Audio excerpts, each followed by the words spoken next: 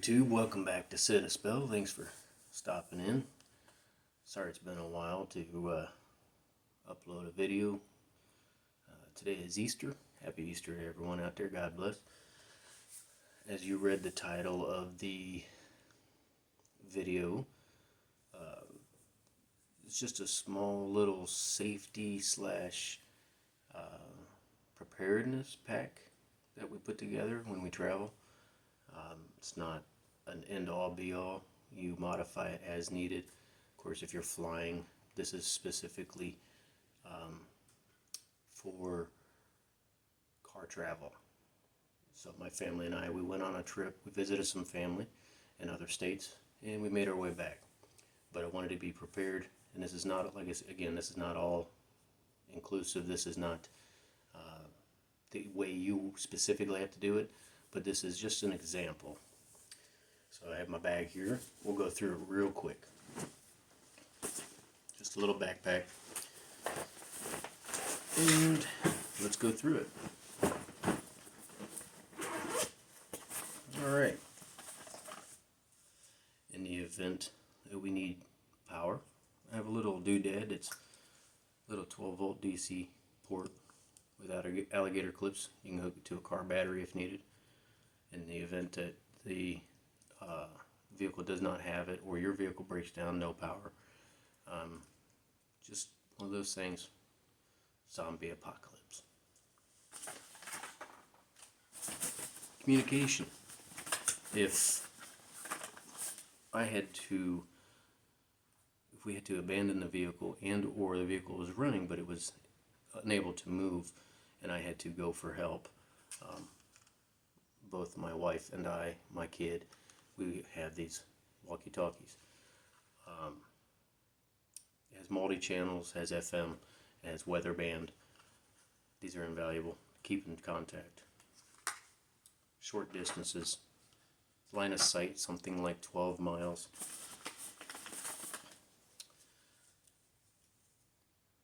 All this is a, well, they call it a grenade. It's a prepping or survival kit.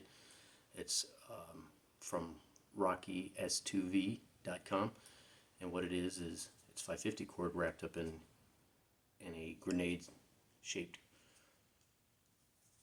keychain, and inside you'll have bandages, fire starting, some fishing twine, small knife, lighters, or excuse me, matches, things bare minimum. It's super light.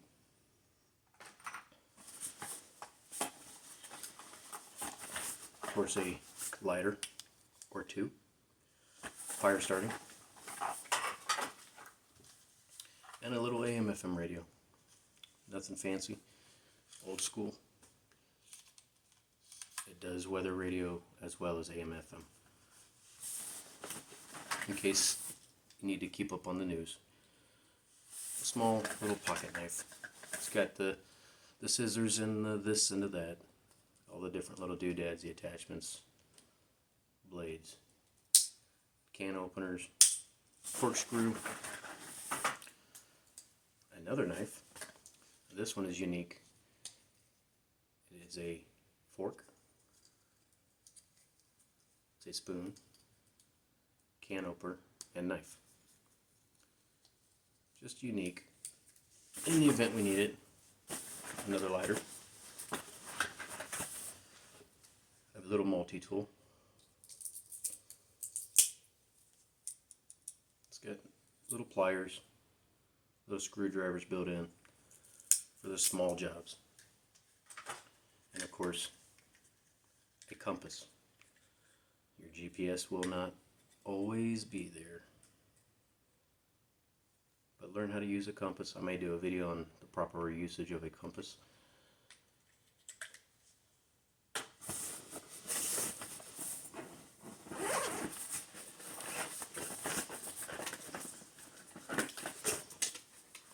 Of course, a lantern light.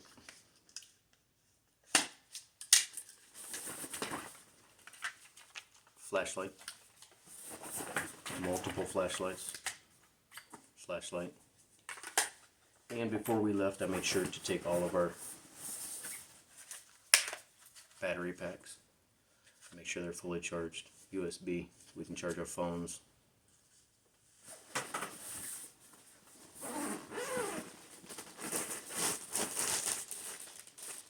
All this is an 8-foot by 10-foot tarp. Use it to lay on to work on a vehicle, or if it's pouring down rain, you can use it to cover yourself while you're working on a vehicle, changing a tire, and shelter, emergency shelter.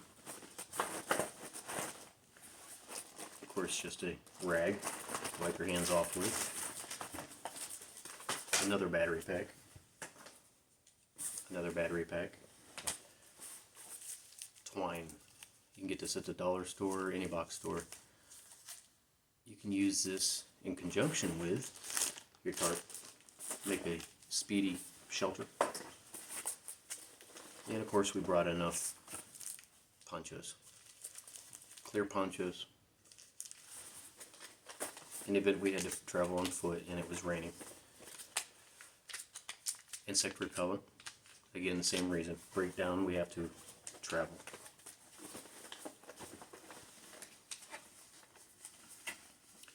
Gloves.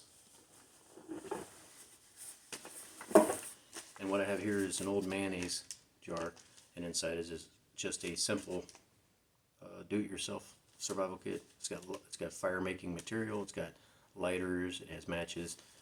It has some cloth. It has a pencil and paper to leave notes. Fishing, a small fishing kit in here. Some zip ties, toilet paper. And it doesn't weigh much, and it doesn't take up a whole lot of room, but this is in a strict emergency. And one of the things that I do with every little kit that I make or bag that I pack is I put a packing list in here. So if something were to happen to me or whomever, they could find this, they could open it up, and they'd see what's actually inside the kit. And of course, just some simple canned food. Something to sustain us for a few days. And we had gallons of water with us. A little notepad. My hands do not want to work. A marker, in case we have to leave a note or mark our path. Survival kit in a can. Redundancy. 2 is 1 and 1 is none. More canned food. And I mentioned this in another video. This is just a little lantern. Folds up, packs up real nice and easy. And all it is a little lantern and it's candle lantern with a reflector. And it comes in its own soft case. And of course a knife. This particular Gerber knife.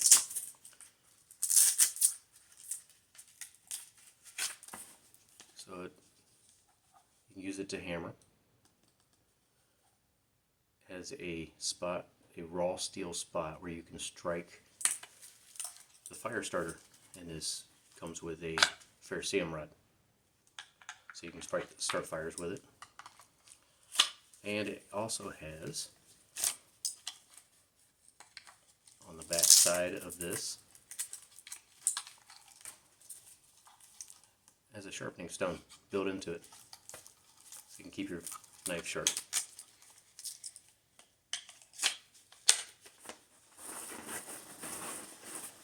More twine, some more rags, more canned food.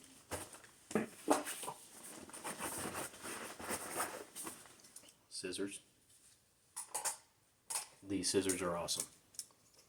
They're like surgical steel, very sharp and very durable.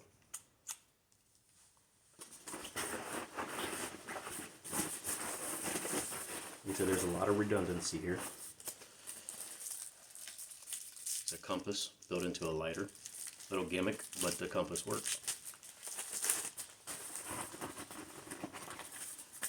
And it's just some powdery drink for our bottles of water, our canteens. It's got electrolytes, so plenty of that. And of course, more redundancy. We have can openers on the knives. And here I made sure to pack a couple of these P90 can openers. Very thin. They work well.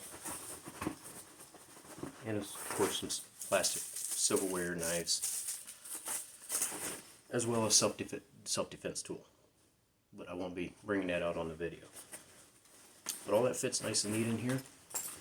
And one other thing that I packed is a smaller pack that you can cross-chest carry. You can put just about everything that you would need in here. Another redundancy, another compass. And I have maps in here, of the paper maps of the areas that we were traveling. I also have a small first aid kit.